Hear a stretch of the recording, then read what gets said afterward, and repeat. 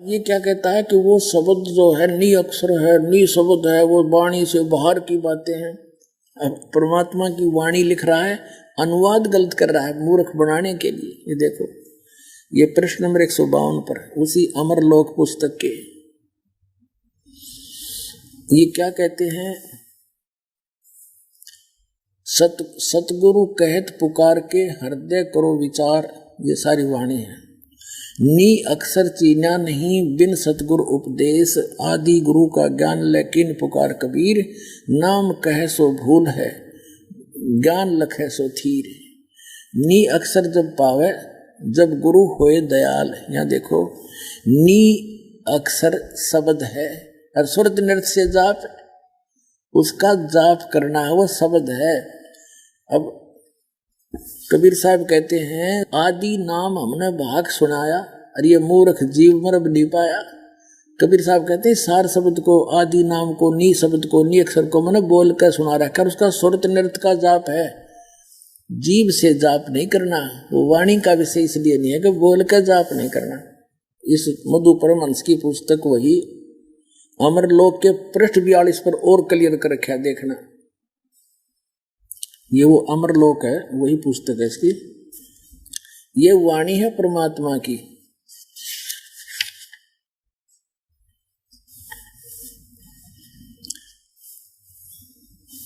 यहां देखिएगा 41 पृष्ठ पे दिखाते हैं पहले आपको, लेकिन ये समझ नहीं सका परमात्मा को, कैसे समझे ये बता। यहां देखेंगे, ये कहते हैं कि सूक्ष्म देह में ओहम सोहम इनका ख्याल अपारा हो। अब स्पष्ट कर दिया कि ये तो अलग हैं, इनकी महिमा न्यारी है। जो ये सतनाम है, ये 2 अक्षर का,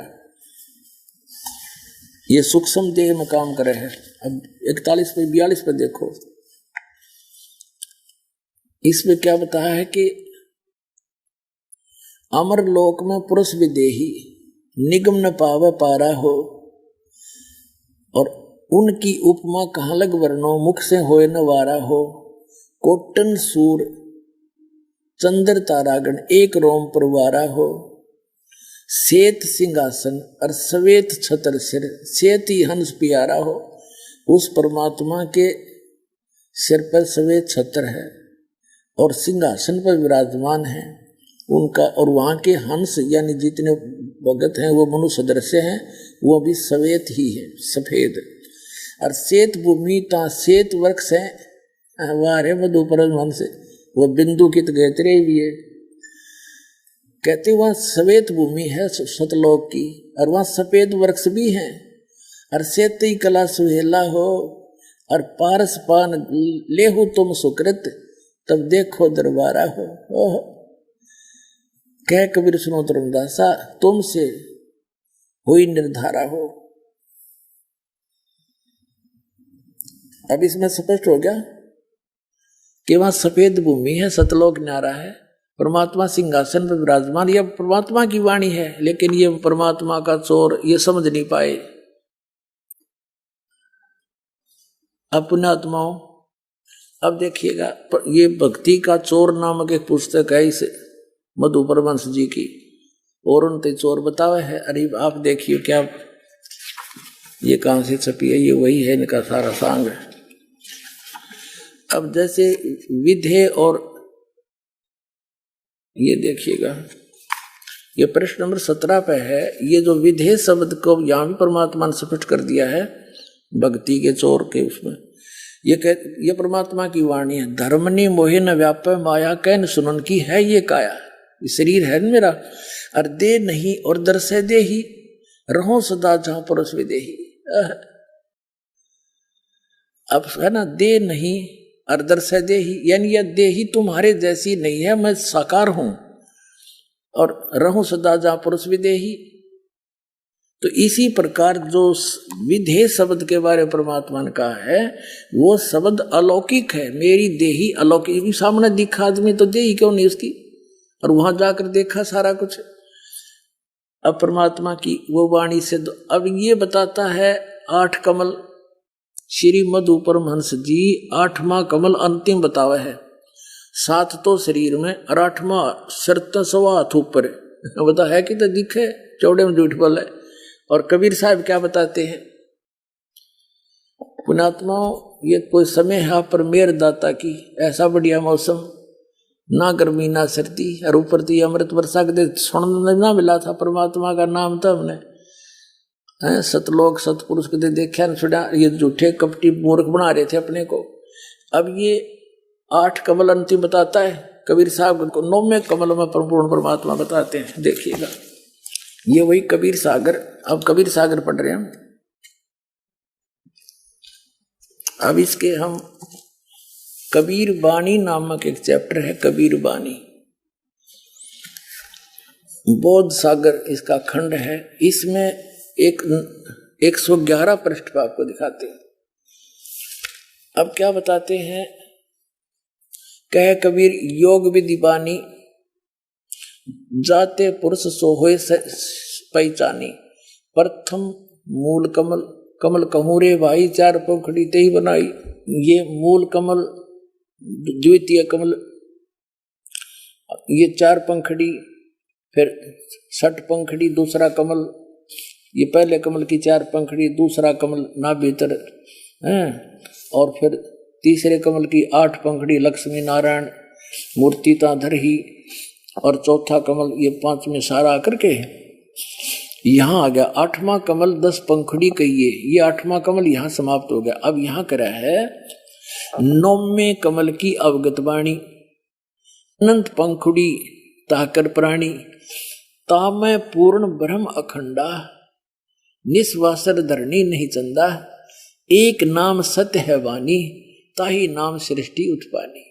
अब 9वें कमल में पूर्ण परमात्मा है, पूर्ण ब्रह्म, वो परम पुरुष कंप्लीट गॉड, वो उस 9वें कमल में है। 9वें कमल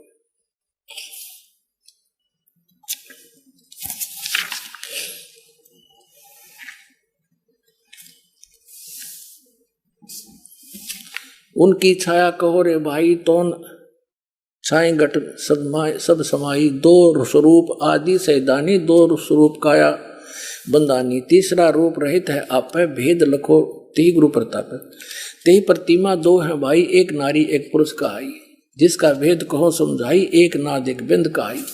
अब ये बहुत लंबी कहानी है, फिर बताएंगे। इसका अर्थ ये है कि वहां परमात्मा ने, वहां पर जो परमात्मा सतलोक के 3 डिवीजन है, बाहर के स्थान, बाहर बाह्य क्षेत्र में तो जैसे दिल्ली अपना एक भारत की राजधानी है, तो बाहरी क्षेत्र तो ग्रामीण क्षेत्र है, बाहरी दिल्ली कहलाते हैं। फिर वो बाजार बजूर आगे बीच में दूसरे नंबर, और तीसरे पर जहां अपना प्रधानमंत्री राष्ट्रपति भवन है वो मेन दिल्ली है। ऐसे 3 स्थान है। तो वहां पर जो बाहरी क्षेत्र है उसमें तो पहाड़, हीरे पन्नाओं के पहाड़, वृक्ष, फलदार वृक्ष, बाग बगीचे, बहुत लंबे विस्तार है। उसके बाद फिर स्त्री पुरुष रूप में सभी हंस रहते हैं। नेक्स्ट पोर्शन में वो बिंद के हैं, बिंद से, और उससे नेक्स्ट जो स्थान है वो केवल नाद से यानी वचन से बनते हैं वहां उनकी उत्पत्ति, और वहां फिर सतपुरुष परमात्मा का स्थान है। इसका अर्थ ये है। अब फेल हो गया यूं कि 8वां कमल 8वां कमल, अरे परमात्मा की वाणी में लिखा हो तो 9वें कमल में पूर्ण ब्रह्म भाई। तो परमात्मा क्या कहते हैं कबीर साहब, जग सारा रोग यारे, जिन सतगुरु वेद न जाण्या, जग सारा रोग यारे। भाई सच्चा सतगुरु कोई है न पूजे, इन झूठों जगपतियासी, इन झूठा पर सब आश्रित होए बैठे हैं। अंधे की बांग ही अंधे ने, अब भगत तो अंधे हैं बेचारे, ज्ञान नहीं इनको, ये इसीलिए तो उंगली पकड़ते हैं संत की कि ये हमें उंगली पकड़ा कर और पार कर दे, सज्ञान दे रहे थे। और वो भी अंधा चतुर, उसने भी कति कुछ नहीं दिखता, जब प्रत्यक्ष वाणी लिख रहा है ये मधु परमहंस जी, और उसका उल्टा अर्थ करके और पेश कर रहा है। इन्हें बैठा दिया, कितने कबीर पंथियों का, भोली आत्माओं का जीवन नाश कर दिया। तो ये है वो काल के पक्के दूत, इनसे बचो और सतलोक चलना है तो बरवाल आश्रम में आ जाओ और प्राप्त करो पूरा मंत्र और पार हो जाओ। बोलो सतगुरुदेव।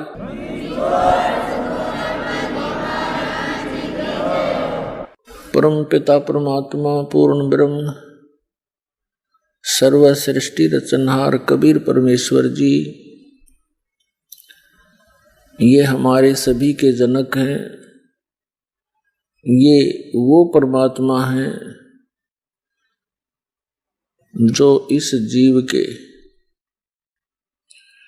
त्वमेव माता च पिता त्वमेव बंधु च सखा त्वमेव विद्या च द्रविण त्वमेव सर्व मम देव देव। वास्तव में यही हमारे माता व पिता के गुण रखते हैं, हमारे माता व पिता हैं। यही हमारे वास्तव में बंधु हैं, सखा हैं, भाई हैं, रिलेटिव हैं। अध्यात्म ज्ञान के अभाव से हम अपने उस सर्वगुण संपन्न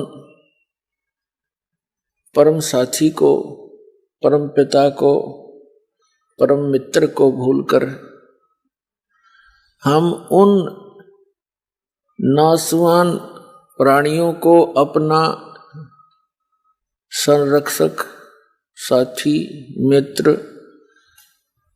आदि मानकर उन्हीं के इर्द गिर्द हम घूमते रहते हैं, जिस कारण से हम परमात्मा से मिलने वाले सुख को, परमात्मा से मिलने वाले सहयोग को नहीं प्राप्त कर सकते, नहीं प्राप्त कर पाते। सत्संग के माध्यम से ये ज्ञान दिया जाता है। समर्थ का शरणागहो रंग होरी हो, कबू न हो एकाज राम रंग होरी हो। समर्थ का शरणागहो, उस समर्थ की शरण प्राप्त करो, उसका आश्रय लो, जिस कारण से आपका कभी भी कोई बुरा नहीं होगा। वो समर्थ कौन है, उसकी शरण कैसे प्राप्त होती है, ये जानकारी सत्संग से हमें मिलती है। इस संसार में यदि कोई दुर्लभ वस्तु है तो सत्संग है। विष्णु पुराण के अंदर लिखा है, देवी पुराण के अंदर भी प्रमाण है कि सबसे उत्तम जो तीर्थ है वो सत्संग है। और इस सत्संग का मिलना अति दुर्लभ है। तो पुण्यात्माएं ये समझेंगे कि सत्संग तो बहुत प्राप्त है, जहां देखे वही संत सत्संग कर रहे हैं। आजकल इस टीवी चैनलों के माध्यम से भी बहुत से संत जन अपने विचार व्यक्त करते हुए आपको नजर आते हैं, परंतु वे सत्संग नहीं कर रहे, वो तो कोरी झूठ बोल रहे हैं, बकवाद कर रहे हैं। अपने आत्माओं, जो व्यक्ति प्रथम बार दास के इन सत्य वचनों को सुनता है, ऐसे लगते हैं जैसे कुनीन खा लियो। कुनीन जैसा टेस्ट होता है। और जब इस ज्ञान से आप परिचित होगे यथार्थता से कि जो दास बोल रहा है ये सारी सत्य है, तो उस समय आपको ये मनुखा दाख की तरह लगेंगे ये वचन दास के। सत्संग के बिना प्राणी कितनी गिरावट में आ चुका है, आज आप देख रहे हो।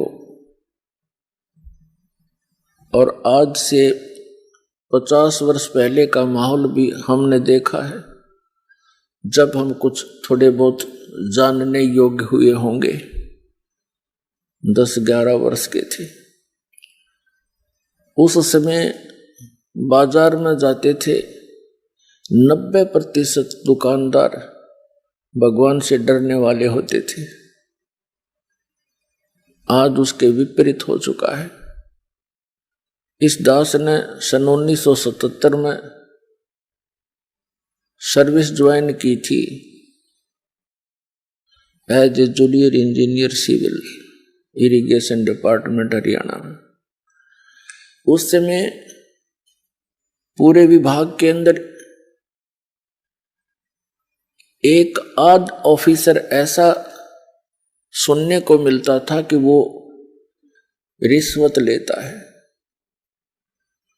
और सन 1995 में दास ने जब ये सर्विस त्याग दी इस परमात्मा प्राप्ति के लिए, उस समय तक ये कहने को ही मिलता था कि शायद वो व्यक्ति, वो ऑफिसर रिश्वत नहीं लेता। इसका कारण क्या है कि आज से लगभग 600 वर्ष पहले परमात्मा आए थे। परमेश्वर कबीर देव जी, कबीर साहिब जी भारतवर्ष की पावन पृथ्वी पर सन 1398 में ज्येष्ठ सुदी पूर्णमासी संवत 1455 में कमल के फूल के ऊपर एक लहर तारा नामक तालाब में परमात्मा एक शिशु रूप धारण करके प्रकट हुए थे। वहां से उनको नीरू नीमा नाम के जुलाहा दंपति उठा ले गए थे। वो किस उद्देश्य से आए थे कि उस समय हाहाकार मची हुई थी पूरे अक्षेत्र में, भारतवर्ष में भक्ति के स्थान पर बकवाद शुरू कर रखी थी। ऊत भूत की पूजाएं, जाड़े जपटे, ये इस प्रकार की वस्तुओं पर भोली आत्माओं को उलझा रखा था, जिनसे कोई लाभ नहीं हो रहा था। हाहाकार मची थी। तब परमात्मा जो हमारे पिता हैं, हमारे साथी हैं, हमारे मित्र हैं, मित्र वही होता है जो मित्र के साथी के दुख में दुखी हो, तो यही हमारा सच्चा मित्र है, यही हमारे पिता हैं, यही हमारी माता है, जो तीनों लोकों में प्रवेश करके सबका धारण पोषण करता है। तो उस समय इस परमात्मा ने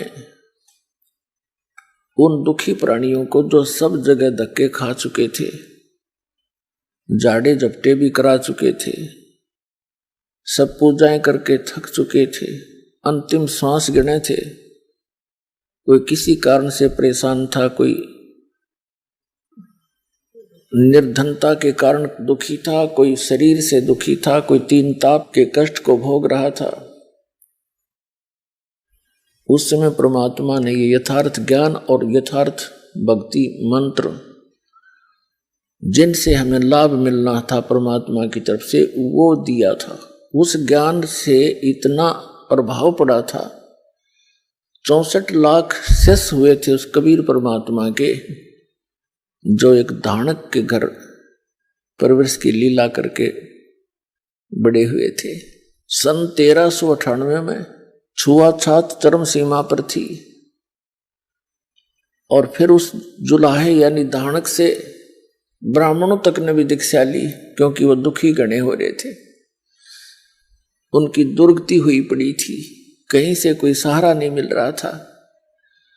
64 लाख शिष्य आज से 600 वर्ष पहले होना कोई बालकों का खेल नहीं है। जन साधारण नहीं कर सकता इस काम को, लेकिन हम भगवान की महिमा से अपरिचित होने के कारण परमात्मा को पहचान नहीं सके। उस समय भारतवर्ष की कुल आबादी मुश्किल से 4 करोड़ होगी। कौन से भारत की? अफगानिस्तान, बलूचिस्तान, पूर्वी और पश्चिमी पाकिस्तान, इराक, ईरान, गजनीव तक ये भारतवर्ष ही था। उस समय 4 करोड़ आबादी मुश्किल से होगी, और उस 4 करोड़ आबादी में से परमात्मा के 64 लाख शिष्य थे।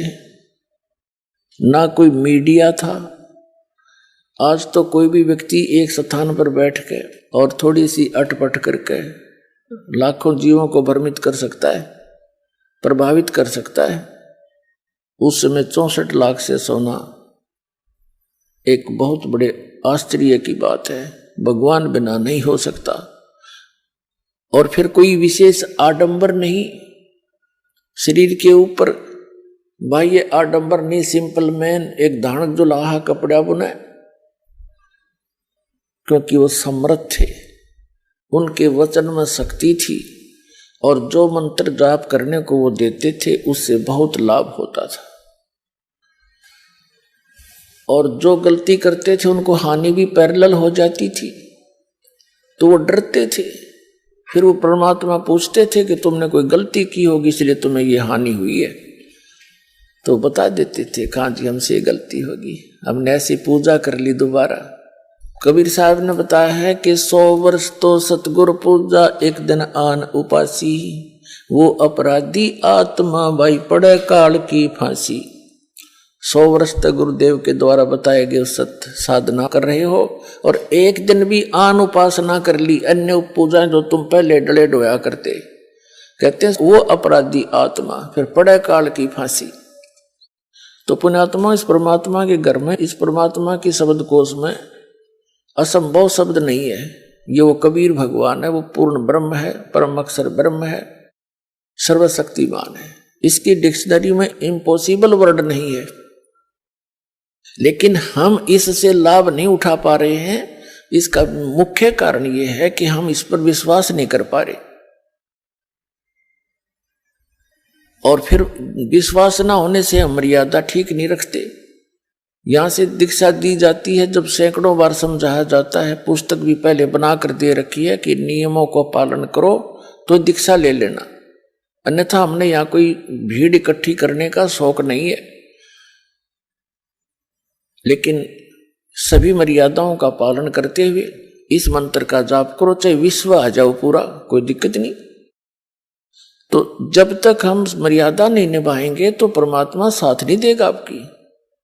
100 वर्ष सतगुरु की पूजा, सतगुरु पूजा यानी सतगुरु के अनुसार बताई गई भक्ति मार्ग को करते रहो, और एक दिन आन उपासी, एक दिन भी आन उपासना कर ली, वो अपराधी आत्मा फिर पड़े काल की फांसी। कुछ एक ऐसे उदाहरण, वैसे तो बहुत सारे उदाहरण हैं, लेकिन एक आधा उदाहरण हमें याद है, बाकी तो लाखों की संख्या में ऐसे प्रमाण हैं जिनको परमात्मा ने सहारा दिया, नाम लिया, सुख हो गया, कुछ दिनों के बाद फिर लोक लाज में आकर आन उपासना कर दी तो फिर दुख शुरू हो गया। उसका समाधान क्या है कि पुनरुपदेश ले, अपना नाम सुचारू करावे। कनेक्शन कटने के बाद पावर काम नहीं करती तो परमात्मा का नाम खंडित हो जाता है, आपका कनेक्शन कट जाता है किसी गलती से, नाम खंडित हो जाता है आपका। नाम खंडित होने के बाद फिर वो परमात्मा की पावर तो आप में रही नहीं, वो काम करेगी नहीं, तो आपका जो पावर से होने वाला, शक्ति से होने वाला कार्य नहीं हो पाएगा। और आपके अपने सतर का काम आप पहले करते करते थक चुके ही थे, तभी तो पावर की आवश्यकता पड़ी आपको। एक जींद के अंदर रमेश नाम का एक लाला जी है, अब भी है वो हमारा सेवक, अब भी आते हैं बच्चे, और उसकी पत्नी का नाम कमलेश। उनके एक लड़की, 2 जुड़वा लड़के, लड़की बड़ी थी, लड़के छोटे थे, उस समय वो 7-8 वर्ष के थे। अब उसके घर में के कैर टूट गया, उसकी पत्नी को श्वास का रोग, लड़की को दौरे पड़े, और दोनों लड़के वो अस्वस्थ रहे। ऐसी स्थिति थी, एक घर पे तो एक हॉस्पिटल में रहता था, और वो जैसे भी अपनी परंपरागत साधना आप करते हैं वो भी किया करते थे, और सब साधनाएं करके थक चुके थे। एक हमारा सेवक था, उससे उसका कोई संपर्क हुआ, कोई दुकान पर सामान लेने के लिए गया, बात चली तो उसने बताया कि हमारे घर पे बहुत कष्ट है। हमारे सेवक ने बताया कि आप हमारे गुरुदेव से उपदेश ले लो, आपको राहत मिलेगी। तो उस रमेश लाला जी सेठ ने कहा कि भाई मैं तो थक चुका हूँ, मुझे तो आशा रही नहीं। तो भगत ने उसको बहुत से प्रमाण बताए कि उसको ऐसे लाभ हुआ, उसको ऐसे लाभ हुआ, ऐसा ठीक हुए। उसका दिल सा डटा। उन्होंने दीक्षा ले ली। दीक्षा ले ली पूरे परिवार ने, बच्चा ने भी ले ली, उसकी पत्नी ने भी, उसने भी। ठीक हो गया, मालिक की दया होगी। 3 महीने तक उनको कोई किसी प्रकार का कोई संकट नहीं रहा। 3 महीने के बाद फिर ये गुग्गा की पूजा का दिन आ गया। नाम लेने से पहले सब मर्यादाएं बता दी जाती हैं कि ऐसे ऐसे मत करना। एक उसकी कोई सहेली थी, वो उसके घर पे आ गई उस दिन, और वो किसी दूसरे पंथ से दीक्षित थी, इन राधा स्वामी पंथ से। उसने आके कहा कि कमलेश, आज तो यह नवमी है गुग्गा वाली, तेने गुग्गा जी की पूजा नहीं करी आज। पहले वो सामूहिक करा करते थे। वो कहने लगी ना, हम पूजा नहीं कर सकते क्योंकि हमने गुरु बना लिया। तो उसकी सहेली कहने लगी कि हमने भी बना रखा गुरु तय, पर यह पूजा नहीं छोड़नी चाहिए, इससे हानि बहुत हो जाती है। उसने 2-3 उदाहरण दे दिए। उस हमारे एक रिश्तेदार ने ये पूजा छोड़ दी थी, उसकी भैंस मर गई, उसने ऐसे कर दिया था, उसको ये नुकसान हो गया है, वैसी डरा दी। अब उस कमलेश ने वो गुग्गा फिर पूज दी। अब उसने सोचा कि सचमुच गड़बड़ हो जा, उसने गुग्गा की पूजा कर दी। गुग्गा की पूजा कर दी तो अगले दिन लड़की को दौरे शुरू हो गए। उसके दमा वाली शिकायत थी वजहों की, तो लड़के दोनों हॉस्पिटल में। अब वो लाला जी को पता चला, वो समस्या फिर ज्यों की तो हुई। तो उसने जिसने नाम दिलवाया था उससे कहा कि भाई ऐसे ऐसे हमारे तो फिर वही बात होगी। उस भक्त ने फिर हमसे संपर्क किया इस दास से। मैंने कहा भाई उन्हें कोई नाम खंड किया होगा। उस भक्त ने उस लाला जी से कहा, दुकान पर संपर्क किया कि भाई तुमने कोई नियम खंड किया है। वो कहने लगा ना, ऐसा हमने तो कुछ कराया नहीं, ना हम कोई पूजा करते ना कुछ और करते, सब त्याग थे। अब उसको पता नहीं बेचारे को। वो भक्त कहने लगा नहीं, जो गुरु जी ने कहा वो सच्ची पाओगी। वैसे हो ही नहीं सकती ऐसी। पहले 3 महीने पहले भी तब भगवान वो ही था, तब कहाँ गई थी सारी बीमारी तुम्हारी ठीक हो गई थी। वो दोनों जने घर पर आ गए दिन में, अगले ही दिन पहले दिन गुग्गा पूज रखी थी। उसने उनसे पूछा, बहन कमलेश था कि सच्ची बता तूने कोई गलती तो नहीं कर दी, कोई ऐसी पूजा पाठ तो नहीं कर दिया या कोई और नियम भंग कराया हो जो बता रखा था।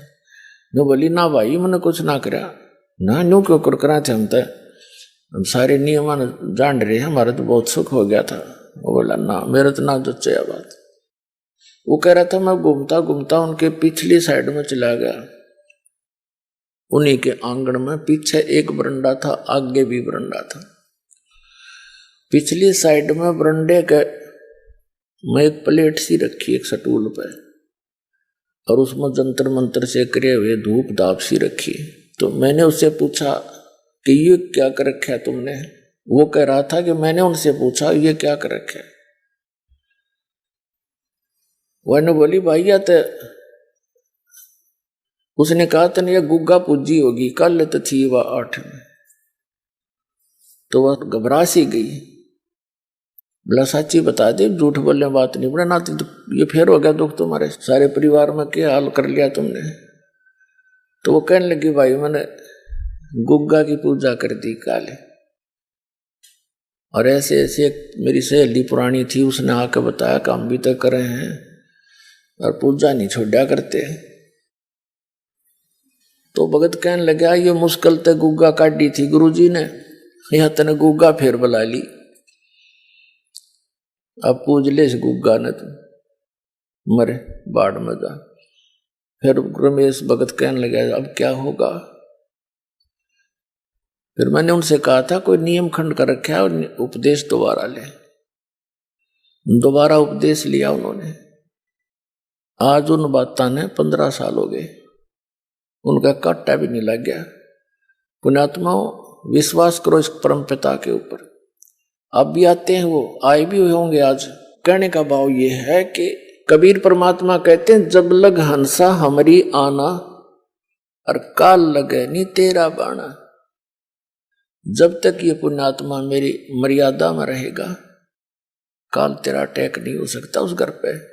हम जानबूझ के लोक लाज में आके या अपनी अज्ञानता से घबरा के भगवान से दूर हो जाते हैं, फिर तो काल तैयार बैठा है। ये तो कष्ट ही दे सकता, सुख तो दे ही नहीं सकता। अब किक्कर के पेड़ पे, बबुल के पेड़ पे कोई आम खोजने लगे तो कितना मूर्ख होगा वो। आम तो आम पर ही मिलेंगे, आम के पेड़ पर ही मिलेगा आम का फल। तो कबीर परमात्मा आम का पेड़ है, ये काल भगवान बबूल का पेड़ है, इसमें कांटों के अतिरिक्त कुछ नहीं मिला। तो कहने का भाव ये पुण्यात्माओं 100 वर्ष सतगुरु की पूजा, एक दिन आन उपासी और वो अपराधी आत्मा फिर पड़े काल की फांसी। तो ये दृढ़ता के साथ इस नियमों का पालन करते हुए इस परमात्मा की शरण में रहो। समर्थ का शरणाग हो रंग होरी हो, कदे न हो ए काज राम रंग होरी हो। एक किसान भगत था, वो बता रहा था जी एक दिन मैं अपनी बहन के चला गया,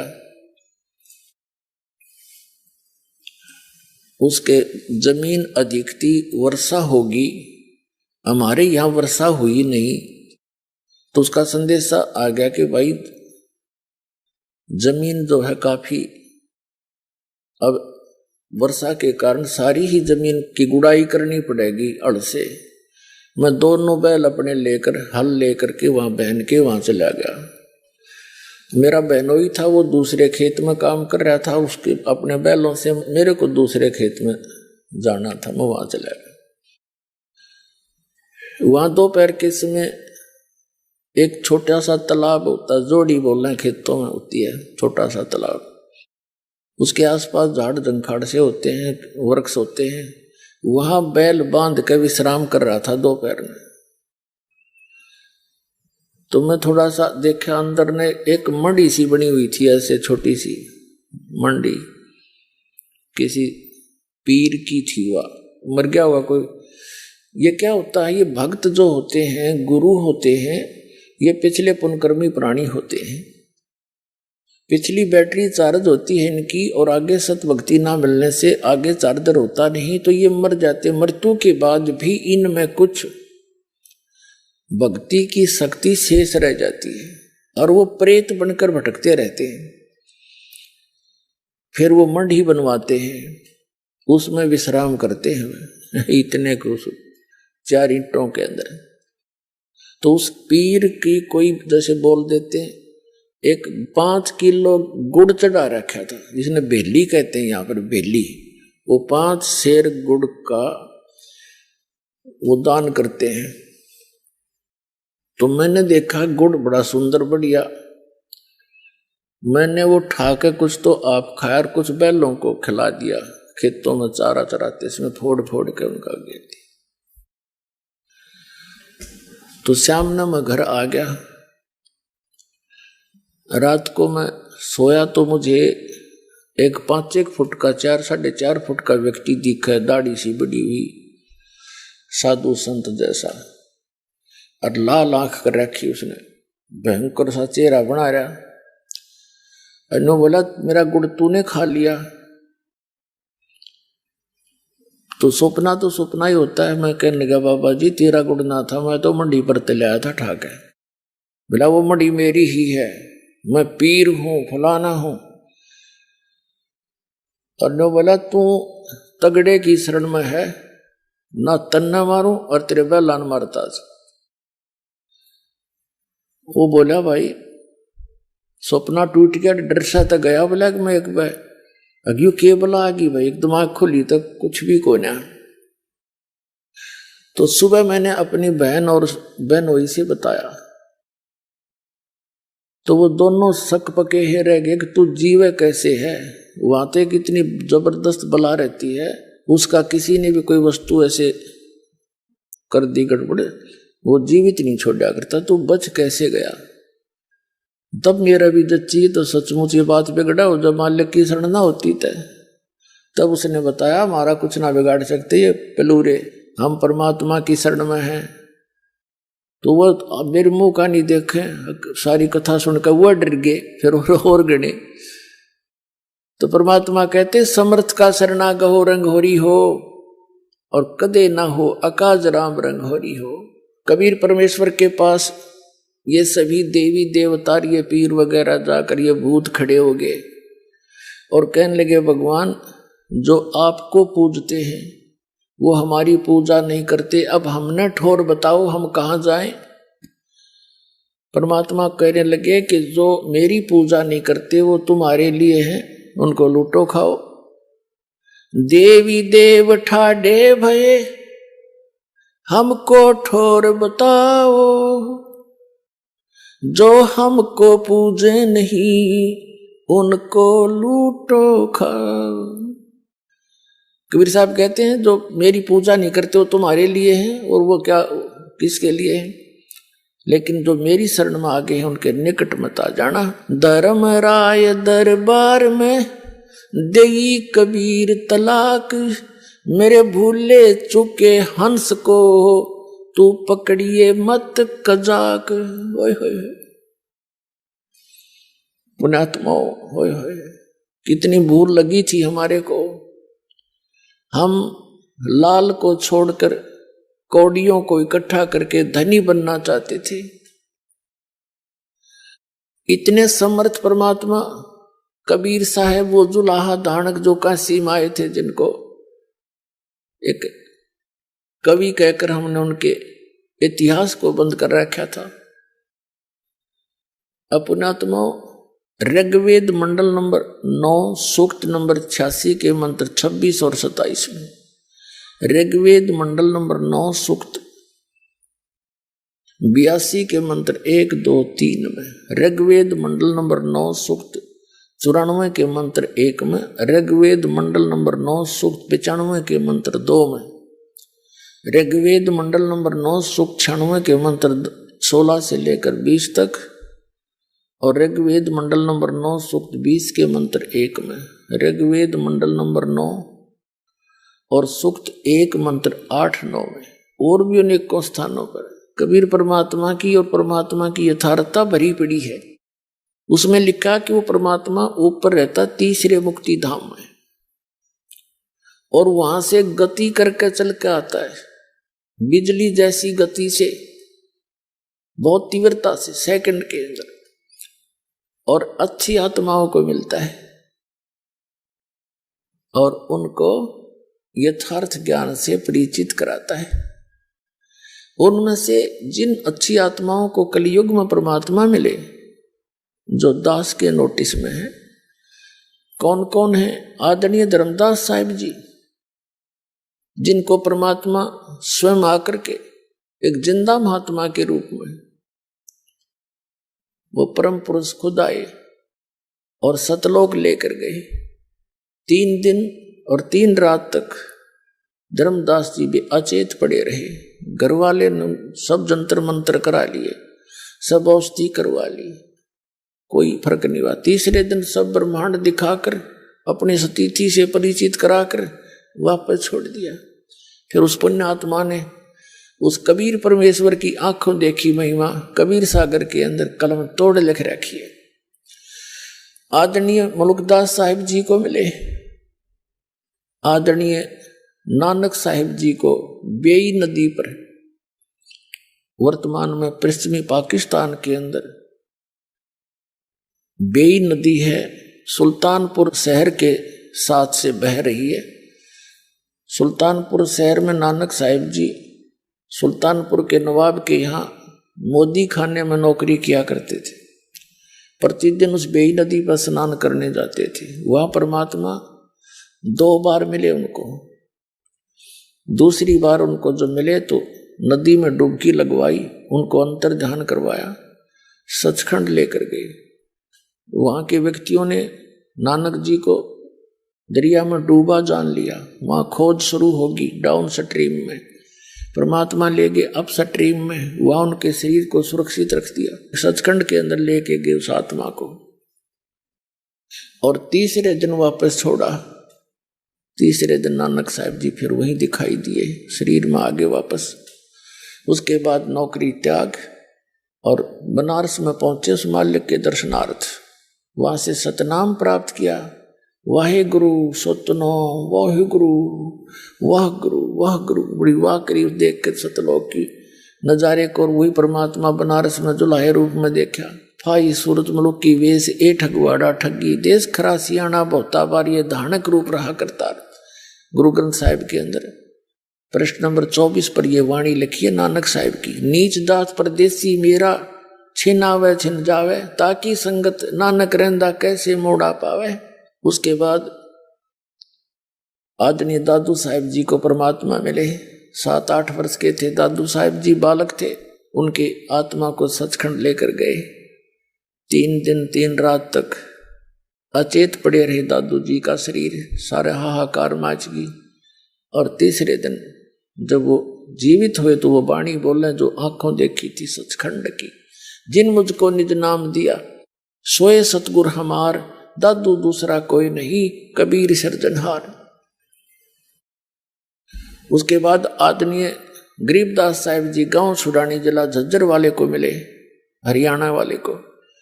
10 वर्ष के बालक थे सन 1727 में। परमात्मा सचखंड से आए, जैसा वो लीला करते हैं, वेद बताते हैं। कबीर साहब कहते हैं वेद मेरा भेद है, मैं ना मिलो वेदन के माही, और जौन वेद से मैं मिलूं ये वेद जानते नहीं। चारों वेद मेरी महिमा से परिपूर्ण है, लेकिन इन चारों वेदों में इस काल भगवान ने मुझे पाने का वो मंत्र खत्म कर दिए। अब उसी ज्ञान को दोबारा देने के लिए स्वयं परमात्मा आते हैं। अब आदरणीय गरीबदास साहिब जी को सचखंड लेकर गए, उनका शरीर नीचे रह गया। 2-3 घंटे के बाद अन्य खेतों की बात है, जो पशु चरा रहे थे, गौवें चरा रहे थे अपने खेतों, तो उनको मृत जानकर शाम के समय यानी इस दौरान 8-10 घंटे लग गए। चिता पर रख दिया था तो परमात्मा ने ऊपर सौरी सचखंड वगैरह दिखा कर वापस छोड़ा था। उसके बाद आदरणीय गरीबदास साहिब को परमात्मा ने एक विशेष ज्ञान दिया, कंप्लीट। वो जैसा उनका निर्धारित कार्य था वो किया। जैसे कबीर सागर के अंदर कबीर वाणी में 136 और 37 पृष्ठ पर लिखा है कि 12वां पंथ का जो प्रवर्तक होगा संवत 1774 में उसका जन्म होगा, और वो 12वां पंथ गरीबदास का होगा। उसके माध्यम से मेरी महिमा की वाणी पुनः प्रकट होगी धर्मदास, क्योंकि तब तक कबीर सागर कबीर साहब ने जो दिया था ज्ञान, उसमें कबीर पंथ में घुस कर ये काल के दूत उस ज्ञान का प्रारूप बिगाड़ देंगे। उस ज्ञान को पुनः सुचारू करने के लिए गरीबदास जी को वो पूर्ण ज्ञान दिया। जैसे नानक साहिब जी को भी सचखंड दिखा दिया, ज्ञान मत की कसर थी, लेकिन नानक साहिब जी की जो यथार्थ वाणियां, बहुत सी ऐसी वाणियां थी जिनको संग्रह नहीं किया जा सका, और गरीबदास साहिब जी ने वो कंप्लीट संग्रह करवाया, ये कह करके कि ये लिखे तो पूरी लिखना, ना तो मैं नहीं बोलूंगा। तो दादू पंथी गोपाल दास नाम के संत ने वो कंप्लीट बैठकर लिखवाई गई थी। तो वो अभी तक लेटेस्ट थी, 200-250 वर्ष की बात है। सन 1730 में लिखी गई थी, 3 वर्ष बाद, और आज 2012 है। तो 200-250 वर्ष हुए, 300 वर्ष हो गए होंगे, 250। और इस वाणी का ऐसा कहीं प्रचार नहीं था, इसलिए ये ग्रंथ सुरक्षित रह गया।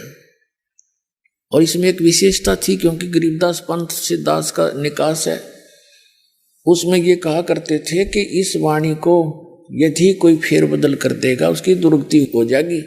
एक संत ने कोशिश की थी, कुछ ऐसी वाणी है इसके अंदर, वैसे है तो वो सही, लेकिन जनसाधारण उसको विपरीत अर्थ ले लेता है। तो उस संत ने कोशिश करी कि इससे ये निकाल दूं, तो उसको अधरंग मार गया और उसने अपनी अक्षमा याचना की, वो वाणी दोबारा लिखी एज इट इज, तब वो राहत मिली उसको 90%, कुछ फिर भी उसको सजा मिली। तो उसके बाद पूरे गरीबदास के पंथ में जितने भी महंत संत हैं सब इस चीज से डरते हैं कि मात्रा भी गलत ना कर दियो इसी वाणी का। ये इसलिए किस लिए किया था कि ये तो काम बिगाड़ देंगे, अपने अपने मत से ना समझ कर अपनी बुद्धि अनुसार ये सदग्रंथों का अनरस कर डालते हैं। तो वो वाणी आज हमारे पास है एज इट इज, और वो गरीबदास पंथ वाले नहीं समझ सके इस परमात्मा के गुण रहस्य को, और इस दास पर दया करी उस परमात्मा ने अपने सदग्रंथों का कंप्लीट ज्ञान दे दिया। आदरणीय गीसा दास साहिब जी, गांव खेखड़ा, उत्तर प्रदेश, जिला मेरठ के अंदर, उनको भी ऐसे ही वो 7-8 वर्ष के बच्चे थे, 10 वर्ष के, तब उनको परमात्मा मिले थे एक बूढ़ा बाबा के रूप में, यानी संत के रूप में, जिंदा महात्मा के रूप में तकरीबन सबको मिले हैं। ऐसे 3 दिन तक वो गीसा दास जी भी अचेत रहे। तीसरे दिन उनकी वापस आए, तब उन्होंने भी परमात्मा की बहुत सी वाणी लिखी, लेकिन उनकी कंप्लीट वाणी भी लिखने में नहीं आई, बहुत कम वाणी लिखी गई है, वो नोट हुई उनके ग्रंथ में लिखी। अपने आत्मा जो प्रसंग चला था, आदरणीय गरीबदास साहिब जी ने आंखों देखा उस परमात्मा की महिमा का, क्या वर्णन किया है। अजब नगर में ले गए हमको सतगुरु आने, जल के बिंब अगाध गति सूते चादर ताने। अजब नगर में एक निराले देश में ले गए सतगुरु, आन माने आकर, और उसको देखकर हम अपने यथार्थ मंत्र को प्राप्त करके भगवान की शरण ग्रहण करके हम सूते चादर ताने। हम तो चादर तान के सोना, मतलब निश्चिंत हो गए कि हमारा तो मोक्ष निश्चित है, भगवान मिले, पूरा ज्ञान मिला, आंखों देखा उस मालिक की समर्थता को, और इसी मंत्र से मोक्ष होगा। तो कहते हैं हम तो सूते चादर तान, जैसे कहावत है अपनी देसी हमारे यहाँ हरियाणा में कि भाई तू आज कैसे चादर तान के सो गया, कोई काम को अंत नहीं, चिंता नहीं तुझे काम की, चादर तान कर सोना यानी निश्चिंत हो जाना। तो गरीबदास जी कहते हैं अजब नगर में ले गए हमको सतगुरु आने, और जल के बिंब अगाध गति, वहां देखी परमात्मा की रोशनी झलमलाहट, हम सूते चादर ताने। हम सुल्तानी नानक तारे दादू को उपदेश दिया, जात जुलाहा भेद न पाया वो काशी माहे कबीर हुआ। अब क्या बताते हैं गरीबदास जी, कहते हैं सतगुरु शरणा आके, और धर्मराज डर कैसा, कबीर परमात्मा की शरण में पूरे संत के माध्यम से, नकलियां के नहीं। फिर कहते हैं धर्मराज का भी डर कैसा। अब कहते हैं धर्मराज दरबार में इस काल के एक ब्रह्मांड के अंदर एक चीफ जस्टिस है, जिसको धर्मराज बोलते हैं, धर्मराय कहते हैं, और वो सबका अकाउंट रखता है। जैसा जिसका कर्म है वो एज इट इज वहां उसके ऑफिस में अपने आप कंप्यूटर में यहां से फैक्स हो जाता, सबके डेली की जो रिपोर्ट है पूरे दिन रात की, और फिर वो सबका अकाउंट रखता है, उसके अनुसार उसको ऑटोमेटिक सिस्टम है उनके पास, और जो जैसा कर्म है उसको उसी अनुसार आगे उसके संस्कार में अपने आप चला जाता है। अब हमारे अंतःकरण में एक चित्र गुप्त है, गुप्त यानी हम नहीं देख सकते, एक ऐसा कैमरा लगा रखा है भगवान ने, जो हमारी सब क्रियाएं जो हम सोचते हैं करते हैं, उन सब कर्मों को एक तो यहाँ रिकॉर्ड होता है अंदर, और एक कॉपी धर्मराज के दरबार में डेली फैक्स हो जाती है, इंटरनेट पे समझ लो ऐसे डल जाती है अपने आप। अब परमात्मा के विधान को समझने के लिए साइंस ने बहुत आसान कर दिया हमारा काम, ना तो कति ना दच्चो यह बात, अब सारी समझ में आवे है, बुद्धिमान व्यक्ति हो गए। तो कहते हैं कबीर परमात्मा जब मुझे लेकर गए, आदरणीय गरीबदास साहिब जी कहते हैं कि परमेश्वर परम अक्षर ब्रह्म कबीर जी मुझे साथ लेकर जब गए तो यहाँ के उस चीफ जस्टिस के सामने, पहले तो ब्रह्मा विष्णु महेश के लोक में गए, तो जहां भी परमात्मा जाते थे तो सभी खड़े होकर के उनका सत्कार करते थे। हम बैरागी ब्रह्म पद सन्यासी महादेव, सो हम मंत्र दिया शिव जी को वो करे हमारी सेव। कबीर परमात्मा कहते हैं कि विष्णु जी को हमने पहला मंत्र दिया था, उनको केवल एक मंत्र, इन 500 में से एक मंत्र दिया था, हरियम नाम दिया था, वो शेष बने थे, क्योंकि सभी आत्मा उस परमात्मा की है। सबसे पहले कबीर परमात्मा ब्रह्मा जी को मिले थे, अग्नि ऋषि नाम अपना रखा था, दाता ने बताया था कि मैं अग्नि ऋषि हूँ। ब्रह्मा जी को सारा ज्ञान समझाया, सृष्टि रचना सुनाई, प्रभावित हुआ, क्योंकि ये भी आत्मा भगवान के लिए तड़प रही है।